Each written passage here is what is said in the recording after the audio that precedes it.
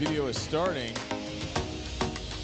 And that means welcome to the Evan and Aaron Show presents the Red and the Blue Soccer Chat. My name is Evan, and I'm kind of sad today. I'm very blue today, let's put it that way. This is Aaron. Even though he's sporting some red, I feel like I can put the blue kind of on that a little bit too, because, you know, it's early. It's early. But thank you guys so much for being here. Aaron, dude, how you doing tonight, man? What's going on? Well, you know, I'll say I'm okay. Get that out of here. I love how you yell at technology. Right. That's great. That's what I do for a living. Yeah, you know, I mean, I'm not trying to be too down about everything going on, but you know, you think about the last, you know, since we last got together, U.S. women's national team knocked out of the Women's World Cup, kind of deservedly so, despite the fact that that was probably the best actual game they played. United had kind of a sketchy start against Wolves. They did win 1-0, but it very easily could have been a draw. Especially if the penalty had been given toward the end of the match. We can kind of discuss that a little bit later. Sure. You know, I on your behalf, you know, Chelsea-Liverpool wasn't a horrible game. No, it was a bit sloppy from both teams, really, so getting a point out of it, absolutely fine. But it's hopeful. Then you flash forward to this weekend, and shall we start there, my friend? I was gonna say. So I mean, oh man, let's see. I mean, you have to be Chelsea till you die after these results because they hurt. And as we've said in the past, unfortunately, sometimes this is what it means to be a fan. Yes. So let me ask a few questions before we get into, you know, maybe some of the nuances of things that are happening right now. Absolutely. But the on-field display. What did you like in the Liverpool match? What did you dislike? What did you like and dislike about this West Ham match? And are there any particular players that are standing out for you in either a good or bad way? Yeah, you know, as far as the Liverpool match, it was like the best U12 team versus the second best U12 team, and you saw them out there fighting, you know, and it was interesting. I thought it was really encouraging to see them, you know, play together, to see them actually, you know, score and hold Liverpool. And there were some times where it was very, very shaky, but it worked out. And they seem to be on the attack a lot more. They seem to be, you know, running up and down the field more. They seem more fit than they did last year. So that's what I liked. I really liked Conor Gallagher. I liked how he looked in that first match. I liked the fact that we were able to utilize Ben Chilwell. We were able to utilize his runs and able to, at that time, Reece James brought that. Oh, wow. Dude, you're brilliant, man. Apparently it's my mic that's picking up. Your mic is freaking incredible. Mine sucks. That's the thing. But I think that we had a great combination of guys playing on the field during Liverpool. We didn't make very many substitutions for West Ham, but I think Jackson is great. I think he's a great player. I really do. I do not think he's the solution to the number 9. I just don't. I don't. It's like you're hiding a tumor. It's not a tumor. It's not a tumor. It's not a tumor. You know, they had 75% possession in the West Ham game, which a top, you know, the big six, you know, they should have converted more of that possession into goals. It's like they reverted a little bit, but I still think they didn't play too bad. They didn't play great, but they didn't play awful. They played okay. They played like a Leeds would play. You know what I mean? And it's like, okay, that's just, it's not enough. Jackson makes plays. but nobody can finish. We still need that number 9, or at least, I mean, at this point, we'll take a false 9. We really will. Somebody that can come in, score.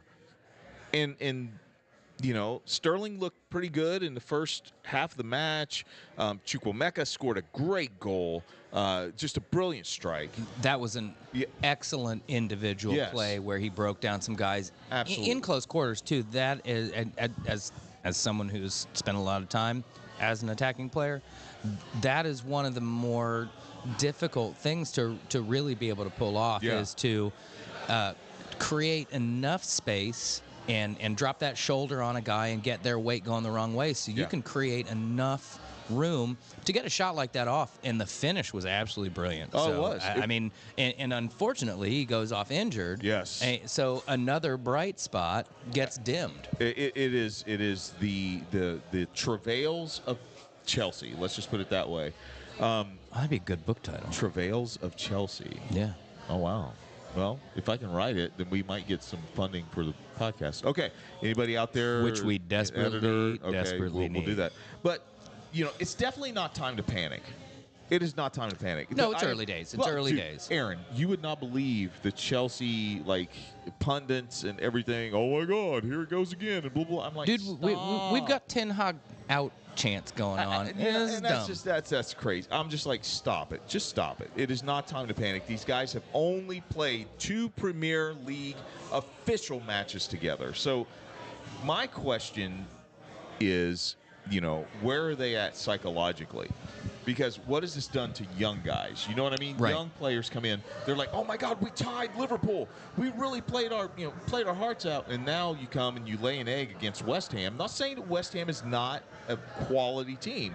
Europa Conference League champion. I'm just saying. You had to walk past the trophy. Exactly. And so I think that what Pochettino has to do is he has to keep these guys psychologically honed in on what he's wanting to do with this team. He has to convert the disappointment and the possession that we had. He's got to figure out a way to convert that to goals, man. I don't know how he's going to do it. I don't know what's going to happen, but I have a theory. Okay. And if you're interested in hearing that theory, please. Well, why do we get together? I know. Well, because, you know, we're both good looking and we like staring at each other. But anyway. He's not wrong. The possible solution begins with an L and ends with a Lukaku. Haven't we done this a couple times? We have done this, but hear me out. And Blues fans, hear me out on this. I have a feeling Travis is going to blow you up here pretty soon. I understand, but just follow me on this. Pochettino is a different type of manager. I think that he has the ability to go to Lukaku and say, "I know you don't want to be here, dude. And I know that when you set foot on this field, some fans are going to be livid at you. But, dude, all you got to do is score goals. If you score a couple of goals at the Bridge, people's memories get really short. Sure. They get really short. And if they were able to do something, I think it's too late for this match, but this would have been the perfect match against, who do we have? West Ham. Luton? Luton. This would have been the perfect match to maybe pull that off. Punch a few in you. Yes. Has he been training with the team? Well, that's the thing. He has not. Yeah. And I understand the fitness is not there, but boy, if you had foresight to be like, okay, we do not have another number 9. He's sitting out there. Why not try to bring him back into the fold? Just see what happens. If it doesn't happen, fine. Then what do we have to lose? We have nothing to lose at this point, except the process is going to continue going. We know Pochettino has a really good mindset. We know that he has a good plan for Chelsea. If Lukaku can fit in this plan, we could have a situation on our hands where we have like an Olivier Giroud coming off of super sub type status with Lukaku. I don't know. I mean, I'm trying to grasp at straws here because there's that one piece that we've talked about since the beginning of last season. Chelsea does not have a number 9. They don't. Haven't had one for a few years. A few years. And so this is what we need to solve. Do we need to spend more money? Hell no. I'm going to say it. No. Because what we're doing is we're starting to go in that spiral that we were going in as soon as Boehly got here. If you're going to buy anyone else, you've got to sell somebody that is surplus to requirements, because you got rid of a lot of guys, and that's a good thing, but you still have too many players under contract and with no way of really fitting them all into the squad. I'm thinking, a straight swap. I think Lukaku's got value internationally, and I think that might be the best way to go. I'm sorry, I like him, and I'm a United fan that liked Lukaku, didn't really want to see him go when he did. I understood the circumstances. For you guys, though, it's different. That was the club he came through, and he's been, frankly, he's been rejected twice now. I don't know, this is like the. Well, I wish I was smarter with my pop culture references right now. There's a pop punk band that had a song about being. Never mind. Yeah, okay. Never mind. We'll let that ship sail. Again, this is where the interns come in handy. But I'm just saying, you've been jilted at the altar 3 times here. I know. I'm just not sure about it, man. I would love for him to come good. I would. I really like the guy. What kind of story would that be, though? I mean, for him to come back and say, okay, this is the right time with this team, right manager, I can fill this spot, and literally come into his own back in a Chelsea uniform. I think that's one of those things that could happen. But outside of that, all trade deals have fallen through as far as strikers are concerned. We really don't have. I can relate to that. Yeah, I mean, I'm serious. We are literally facing a season with a false 9, and we don't even have a false 9. Like, we can't play that. That's not us. So that is my very, very, very controversial. I'll be interested in seeing hearing what Io has to say about that. He may unfriend me, and that's okay. But Caicedo did not play well. It looked like he got ball on that penalty, but you don't make that play in the box. No, that late. Well, he's late whether he gets anything on it at all, because he gets more man than ball if he does get it. And I think it was because of the follow through that he had. That's what it was. But it was a bad outing all around for him. Yeah, it was. And I feel a little sorry for the guy, because, when you come with a price tag like that, there's an expectation. Right. And for your first match to come into a side that, quite frankly, doesn't, have its identity figured out is problematic. Right. You've laid a lot of weight on that guy's shoulders. Right. But he wasn't the only one. But that was not a great team performance. No. And here's the thing, though, Chelsea fans. He will bounce back. He will bounce back. I think he will. So don't jump on him yet. However, improvement has to be shown very soon. Because, like you said, with that price tag, heavy is the crown that sits on the head. And right now, with this price tag, my friend, you have got to show up and show out. And that's what we expect. Injury-wise, it hasn't helped us. Reece James, hamstring injury. Yeah. 1 to 1.5 months away. Well, I'm saying Chukwuemeka, who was a bright spot, injured now. Possible MCL. So that's a huge concern. It's not as bad as an ACL. Sure, but it's definitely timeout, and it also kind of lends itself to a certain fragility. I hate to say I like Reece James as a player. Yeah. But to have the consistent hamstring injuries that he's having, I mean, I older generation, but I remember Michail Owen and Ryan Giggs. Man. Both dealing with these kinds of things. It might be time to bust out the horse placenta in Holland and get some treatments done. Oh my goodness. We've got Nkunku, who is 3 months away with a January return. Right. That hurts huge. And then Reece James, like I said, hamstring injury. You've got those 3 major injuries right now. And it sucks because I feel so bad for Carney. I do. Of course. Yeah. He was showing. I mean, that goal. That was a good. You could see what it did to him. How it energized him, and then to go down like that. That's horrible. In that loss, Enzo telegraphing his shot on the penalty, that was crushing. If we go into the locker room 2-1. It's a different match. I mean, I'm not saying, Sergio Ramos as a defender is famously good at taking penalties.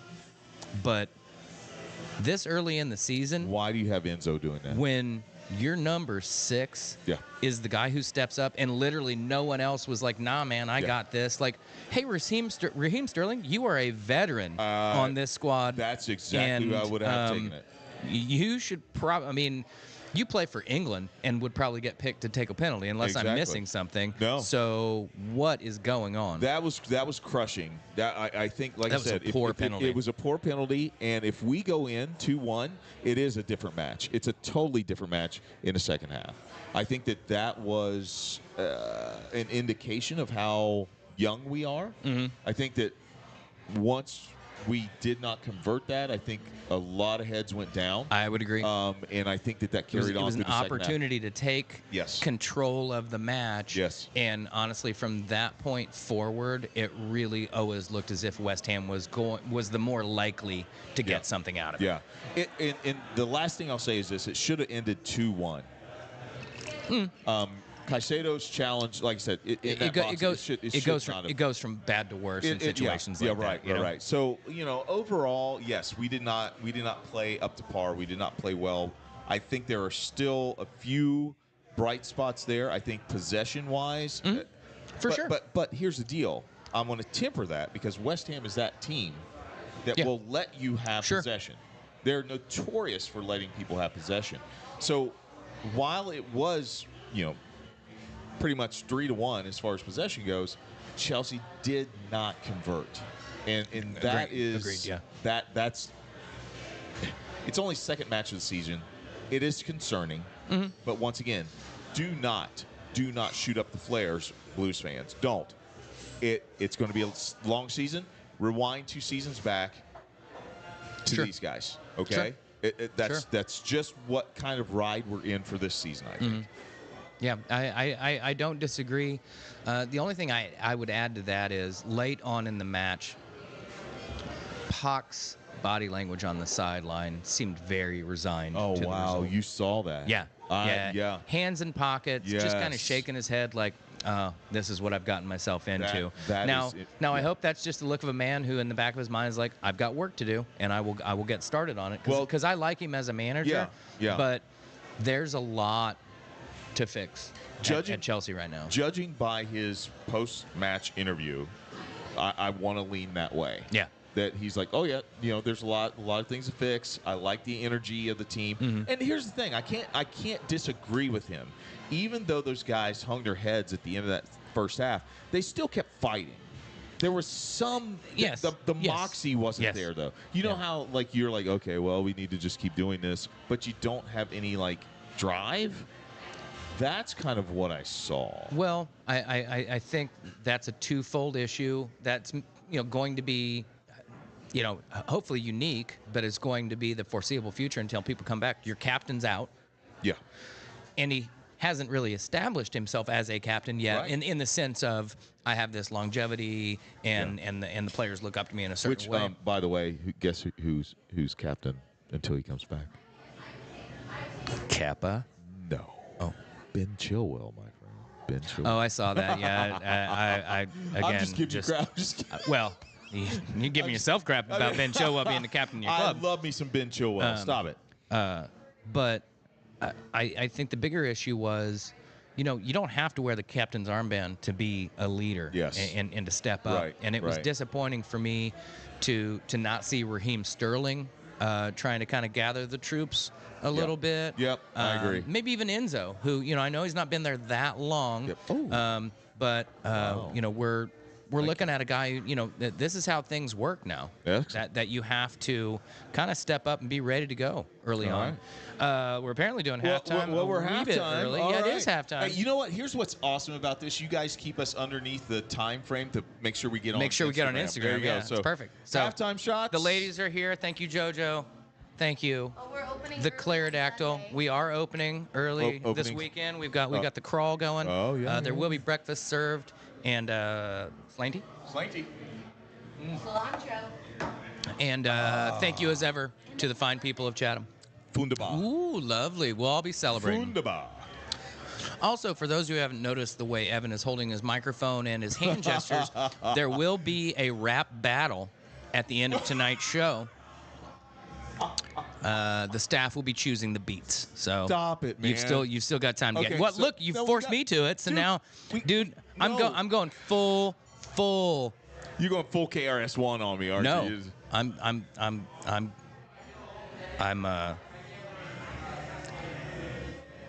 I'm wishing I could remember better pop references again right now because I was going to say I'm going full B Rabbit. On the free world tonight. ELP.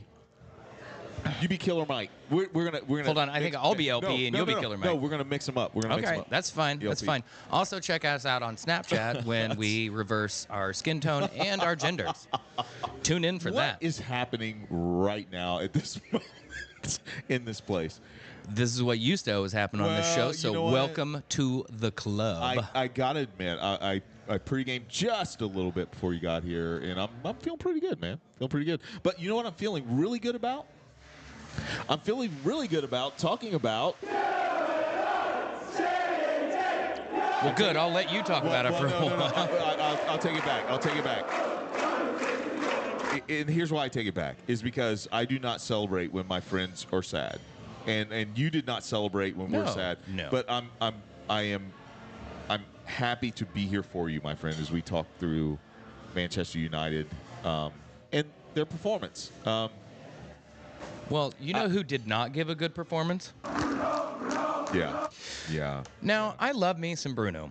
Oh, man, here we And go. at his best, I do think he is one of the better attacking midfielders in world soccer right now. His performances at times for United and especially for Portugal, demonstrated. There's no question that he would walk into many top teams around the world.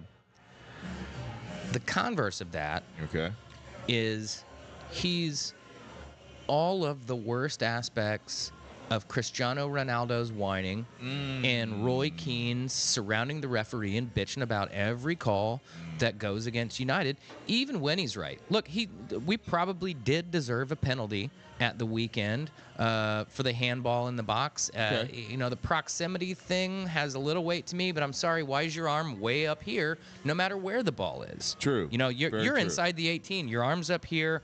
Ball hits you from less than 5 yards away. Your arm still shouldn't have been there. Right. We see these guys all the time. And if you guys cannot see that, Right. Aaron just put both hands behind his back, which is what you should do. Guys run out and do that. So, he's got a point, but he needs to go about it in a much better way. And quite frankly, at this point, while we're not getting results, he needs to just demonstrate. He just needs to go out and play. Yeah. I mean, look, if he puts away that sitter of a header early in the first half or midway through the first half, I think it was. It's a different match. I think we're looking at a different game. I don't think Spurs are so strong right now that they could withstand a pushback. But they took advantage of a disjointed, weak team. You can see Marcus does not want to play through the middle. You can see that Anthony, while I give him praise for really doing a much better job so far this season of tracking back and playing some defense. Stinking post. Stinking goal post. True. But you know what? It's a game of fine margins, a game of inches. And as a professional, especially at a club like Manchester United, you've got to work through that stuff. Yeah. Jadon Sancho just does. I specifically recall a play where he basically looked a guy in the eye, pushed the ball past him, and just skinned him up. Just absolutely lit him up. Yeah. And then the next guy who arrived was even slower and I believe was on a yellow card. And for some reason, he just held up and played the ball back. And I'm like, dude, you have the ability to be an expansive player, and it seems like you just don't want to do it. Lisandro Martinez, I love the guy, but he had a very bad day. He was partially responsible for the first goal. Second goal, it's a little hard, it's a little harsh because it's an own goal, but everybody else allowed this ball in, and now you're swinging at it the last second. Maybe let it go. Maybe know where you are.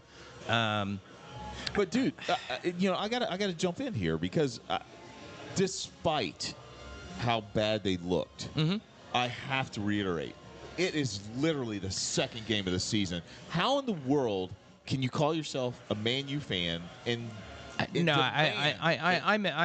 Those people are idiots that are saying Ten Hag out. Because here's the thing: this time last year, we had our heads down and we were thinking, what's coming next? How did this possibly happen? And then he righted the ship.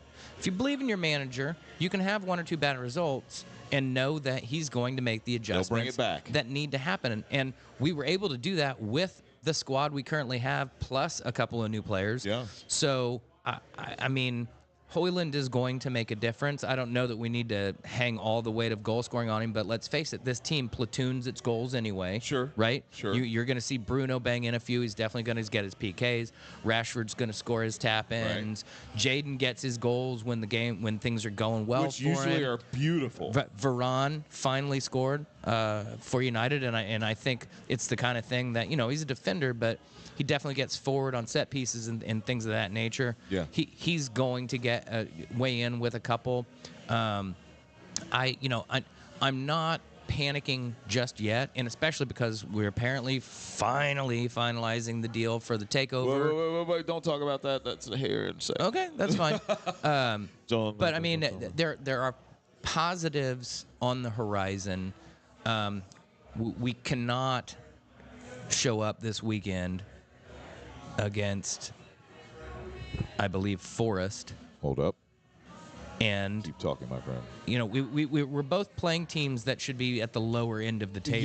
Yes, exactly. We need to exert the type of dominance that a top 4, top 6 team expects to. Yep. Even though we aren't playing well, there's a way to not play well and still say, nah, we're the bigger, better club, and they need to and they're coming to you. They need to have a bounce back performance. It doesn't need to be perfect, but we do need to put some goals on the board. We do need to demonstrate possession, and we do need to keep them out. Absolutely. A 3-0 clean sheeter would be a really, really nice result. Right. I hope that we see a bit of a shuffle with the lineup. Here's my thing: if Martial was healthy enough to be on the bench the other day, then why didn't he start? Wow. That's my question mark. And quite frankly, wow. we're begging the Saudis to take him off our hands because he needs to go somewhere else, and we need to get. It's one of those situations where, everybody needs a fresh start. Mason Mount has not looked great. I like him, and I think it will eventually come good, but he's not looked great in the first 2 performances. Okay. He's picked up an injury. He's supposed to be out for a couple weeks, so this is an opportunity to sort of refigure, the midfield 3. Maybe give Eriksen a start. Yeah. Maybe give one of the younger kids a start and see how that goes.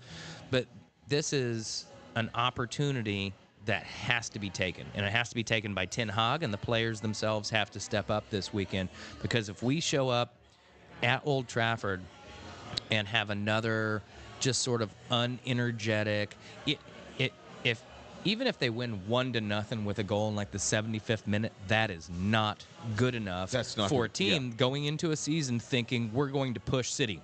Yeah. I don't expect to win the Premier League, but we should be playing in a League Cup semifinal final. We should be playing in an FA Cup semifinal final.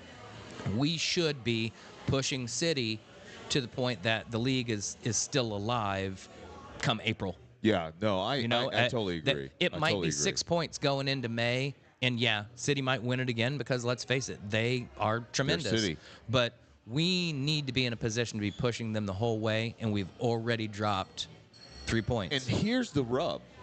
City is still City, but they're doing it without Kevin De Bruyne. They're doing it without De Bruyne right now. And they probably won't have De Bruyne back until January. I'll say this. Newcastle had a couple chances in that game, and I think if they play again later in the season, that result might be a little bit different.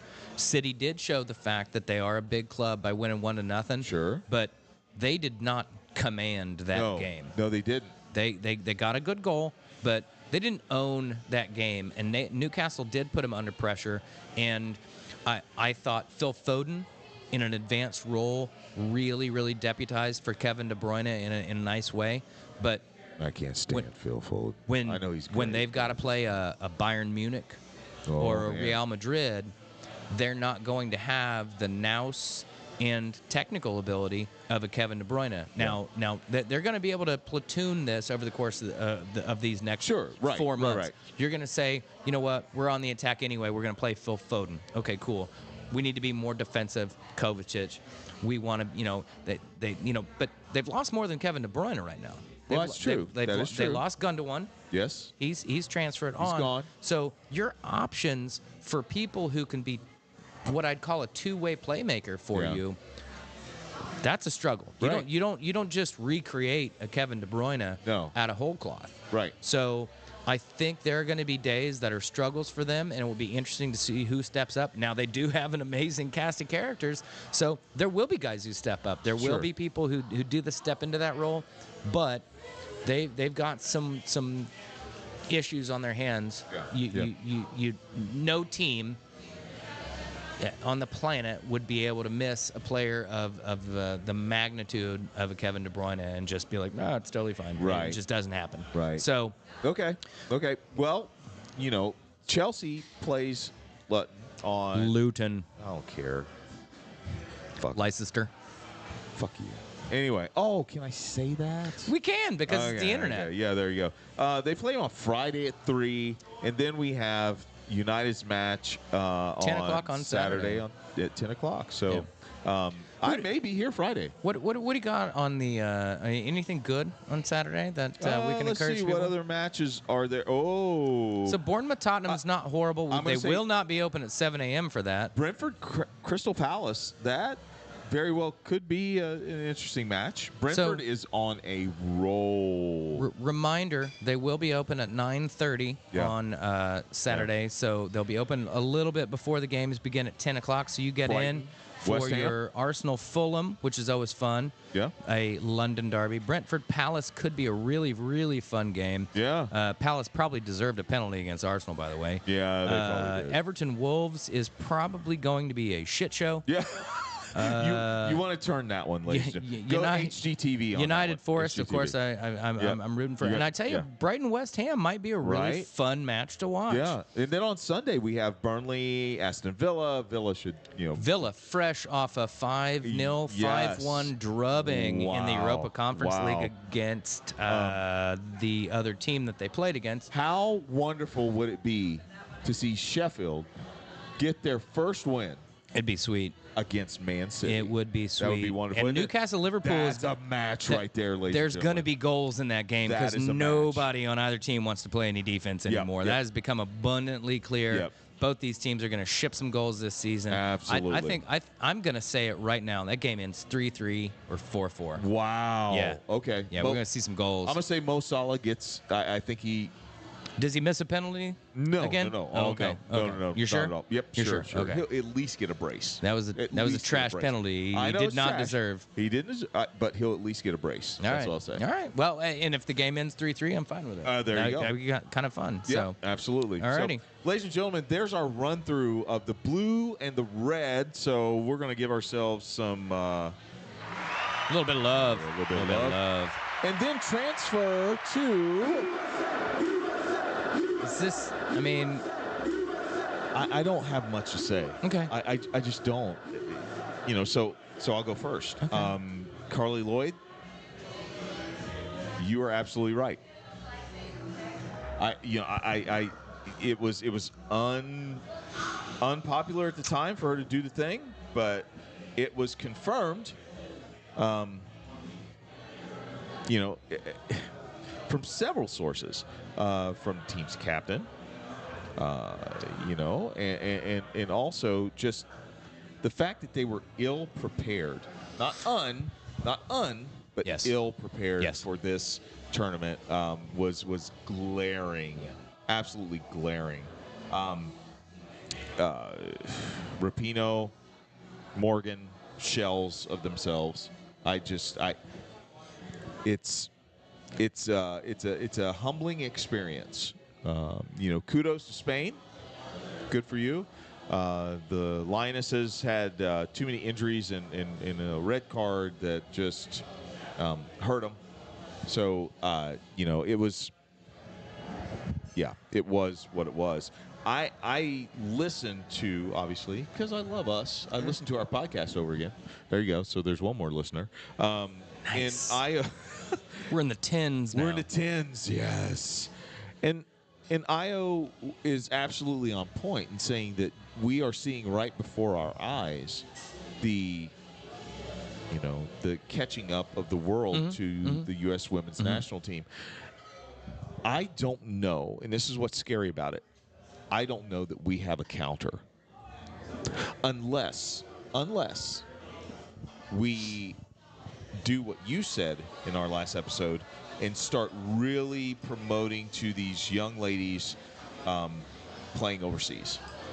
Getting that international experience, learning from other styles of soccer, which is fine. It's wonderful to learn different styles of soccer. Like, go to Brazil, go to England, play there, go wherever, go to Spain. But to learn different styles, it may unlock the potential that's within you. Until we really promote that, I think that things are going to stay the same. But I think the bigger thing, and I want to get your opinion on this, is the fact that we have been so spoiled when it comes to women's soccer, because people in the past, until the last couple World Cups in the Olympics, people in the past have been like, "Oh wow, we won, great. We're supposed to win. We don't watch women's soccer." And as soon as people start paying attention to women's soccer, they don't understand the process of building a team. Building a women's soccer team that can compete internationally. What do you think happened? What do you think is the fix, if there is one? When do you think the U.S. will be able to compete again competitively? Well, now. Okay. Yeah, I'm not worried about our ability to compete. We've had a bad cycle here. There were signs of it in the Olympic performances a few years ago. Yes. And I think we can say that Vlaco wasn't a great choice. I think getting a manager in with a good vision and an understanding of the types of players that we have right now. We've got top quality players. I'm not concerned about whether or not a Trinity Rodman or a Sophia Smith could go play in a European league. I have no concerns about that. Should more of our players be playing overseas? Yes, probably. I'm fine with that. But this notion that everybody's just caught up to us and surpassed us, and we need to scrap what we're doing. I don't agree with that. Yeah, no, I don't think we need to scrap. We do need to put more of a focus on our technical aspect of the game, our strategic performances, patterns of play, and things of that nature. We were very, very direct and out of ideas. And I'm a little disappointed in some of the senior players for not recognizing that and making adjustments either on their own or suggesting them to Vlaco. Maybe they did. But we've got some of the next generation up-and-coming players in the world. Yeah. So we just need to, dust ourselves down, say that this was not good enough, and,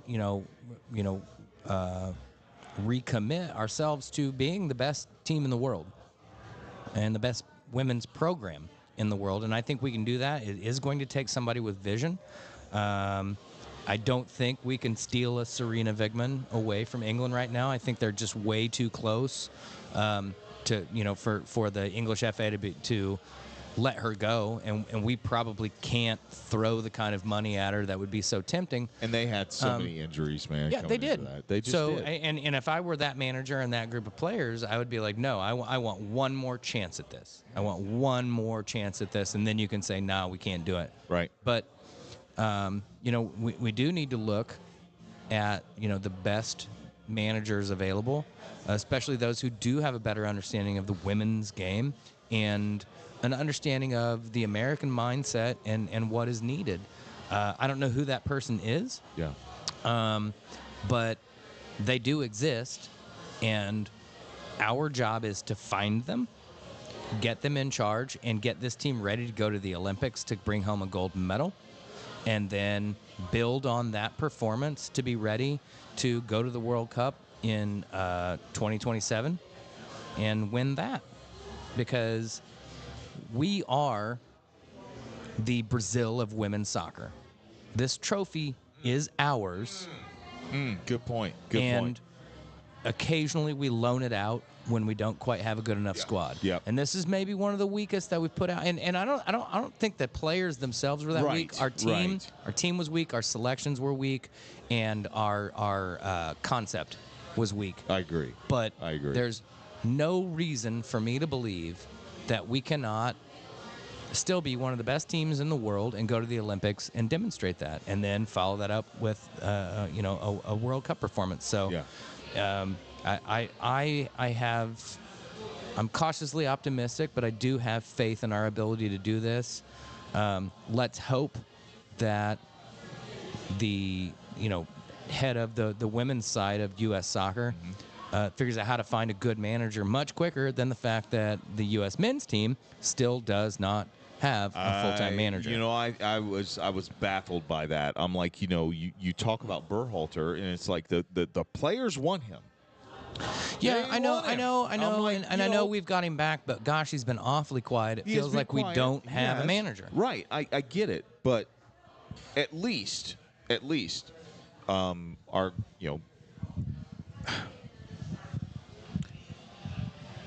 there is some stability that is there with the U.S. men's national team, and the fact that they are getting more international reps. I mean, you put it in a promo. I mean, it's beautiful to see Pooley make his debut and score a fabulous goal. That is great. And as I pointed out in the intro today, I tell you what I'm loving is the number of guys on teams playing together. We've got at least, I want to say, I was starting to put it together, and I was like, this is becoming too big of a list. Just go look at yanksabroad.com and see. I mean, I bet we've got 8 situations where we have 2, if not 3, Americans on a team together, and that can only be good. It makes them feel comfortable. Right. They know where to get a good cheeseburger. Yep. They help each other out. Will they become travel agents? They help each other with the language. They help each other feel a little bit like they're not alone, and that's a good thing. And then you think about Tim Ream and Anthony Robinson playing together at Fulham. Hey man, that's our left side of our back four. You think about Yunus Musa and Christian Pulisic together at AC Milan. That's going to be a good thing. Tim Weah and Weston McKennie at Juventus. This is fantastic. You really, really want to see this. This is such a positive, and I hope Berhalter can harness that and do something with it. Guys, I'm serious. This Yanks Abroad. It's amazing, isn't it? Website. Yeah. I've been following it for years. It's fantastic. I will tell those people who can't see when I'm scrolling. Those people who can see, look at this. I am scrolling. Oh, tons of players. Scrolling all the way to the end. There it is. And they're not just Army brats anymore. These are kids that have been plucked out of academy programs because they're ready to go. Paxton Aronson. Yeah. It's amazing. Yeah, this is good. This is very, very good stuff and there for are American soccer. There are repeat teams here. Yeah, so that's what I'm a saying. good thing that you get to play together. Yep.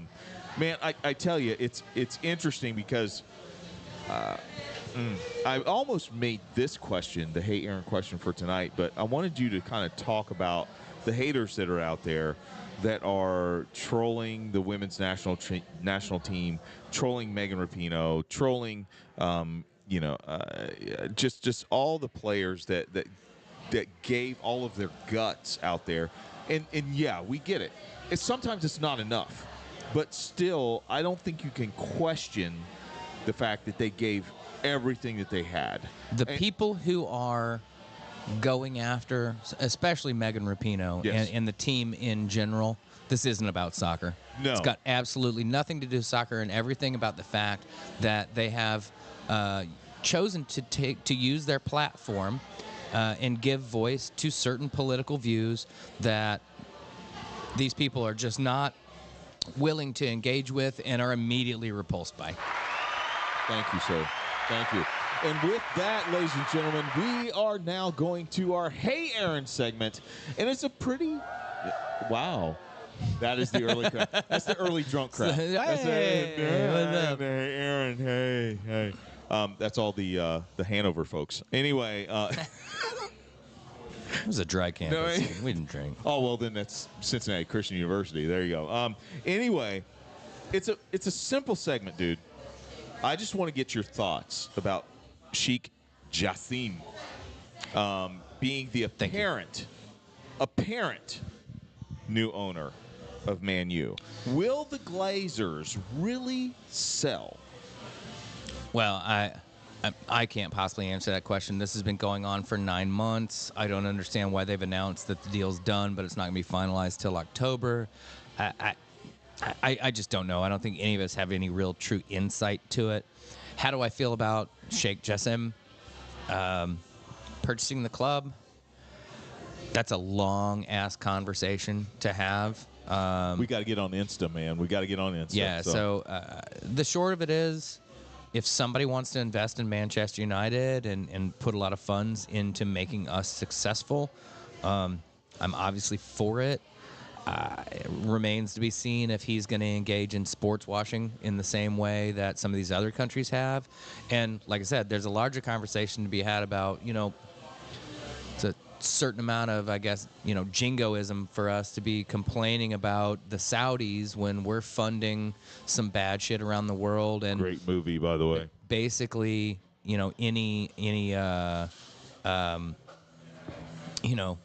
if terrorists are doing something bad, chances are somehow the weapons came from us. Oh my gosh. So it's a little tough to engage in that. I mean, we can. Maybe we should do an Evan and Aaron show on the Contras. Just on the whole concept of how funneling money and guns and drugs and financing things works around the world. That's what we do. But on a very basic level, if the guy comes in and says he wants to support Manchester United and that's where the money goes to, and we invest in the grounds and the players and the stadium, then it's a good thing.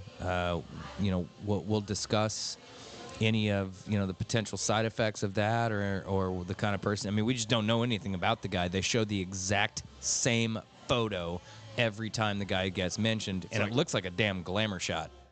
It's like somebody went to the Dubai Mall and took a glamour shot. Right, exactly. So I don't have a whole lot for that. I hope it works out. That's all I can say. Yeah. Okay. There it is. Yay. I don't know. I think that I'll just throw something in. I think that you're absolutely right. Somebody that really wants to invest in Man U is key. I think that the Glazers have kind of shot themselves in the foot in the fact that they're like, oh well, we'll just sit back and just get money from this team. Right. Hopefully that's the way it works out. Well, a big thing I think for the fans is going to be the fact that the Sheikh has already said, I'm not taking dividends in the way that the Glazers have. So it's one thing to leverage debt. It's one thing to take dividends. It's a whole other thing to do both, and then also not reinvest in the club. Yeah. I mean, you're making millions, if not billions, off of this club. Right. And there have been no major improvements to Old Trafford for probably 15 years. No major improvements to the grounds at Carrington, which Cristiano, has famously pointed out, and he's not wrong about that, despite it being whiny in the way he did it. Yeah. He's not wrong. And there are things that do need to be improved. And, this injection of money could be interesting. Obviously, it puts us in the ability to go after certain players. Mbappe. Wow. So and that's a big ask, my friend. 300 mil. 300 mil. Man. It would be a mistake for him to go to Saudi Arabia anyway. I don't know. It would be great for him to come to United, but it's too early. It's too early. Way too early in his career. Anyway. So, ladies and gentlemen, here it is. We've got 9 minutes left before we are not on the gram, so that's good. Right. We've come to the Aaron sends us off the final thoughts type thing that he does at the end of the show. Ladies and gentlemen, listen. Thank you so much for joining us. Remember, Blues fans, Reds fans, keep your heads up, okay? This is going to be fine. We're going to be okay. We may be sitting in a room full of fire with a coffee mug saying, it'll be fine, this will be fine. But This is fine. we'll get there together, okay? So it is the Aaron's Final Thoughts segment. And, dude, I'm looking forward to hearing what you've got to kind of lift us up, brother. What you got? Well, I think it's just a continuation of that in general, and something I've touched on in the past. Whether you're a fan of a particular club, or you're paying attention to social events or whatever, it's easy to get down about the world right now. The West Coast is underwater. Hawaii's on fire.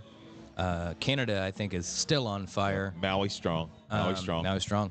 But I tell you what, if we remember that we are all in this together, despite our differences, despite our different points of view, and despite how much those things enrage us at times and rile us up, it's important to take a step back and put things into perspective. Yeah. I love Manchester United, but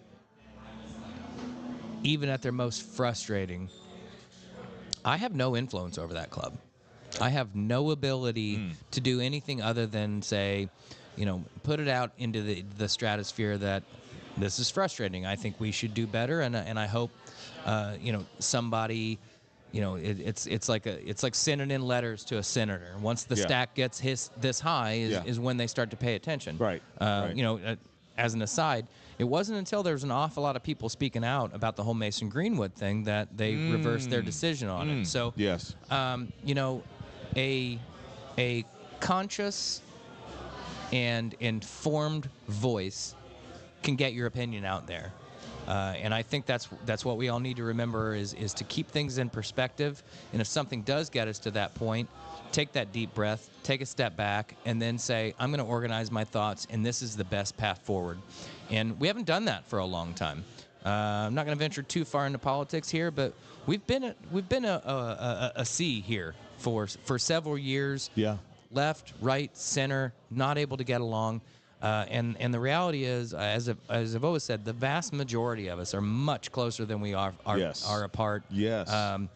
Millwall fans aside, most soccer fans can say, you know what, I don't love your club, but you're not a bad person because you support Liverpool. You're from Liverpool. You're not a bad person because, I'm an AC fan and you're an Inter fan. Yeah, right. That kind of stuff needs to be moved beyond. I'll just say, just because you don't like the flag hanging out somebody's house or business doesn't give you the right to abuse that person and or take that person's life. So, yes. As I often do, I've kind of gotten away. But my main point is, we are much closer together than we are apart. Be conscious of your decisions. Be informed about your decisions. Support your club. Yes. And by club, that can mean a lot of things. Support your club. That's fine. That's it. But when you see the difference, it's a whole lot better to try to find that common ground and understand how to make things better than to just set things on fire. So that's all I got for tonight, folks. There it is. I love it. That's awesome. Ladies and gentlemen, what that has done is that brought us to the end of our show. And so, we have to sign out like that. Aaron, I love you, man. Love you too, man. This has been great. Remember, matches on Friday at 3 for the Blues. 10 o'clock on Saturday for the Reds. 9:30 opening Saturday. We all have breakfast. 9 o'clock on Sunday, also breakfast. And stick around for the rap battle. See you soon. Love you all. Take care. #BlackPeopleVote. #SayGay.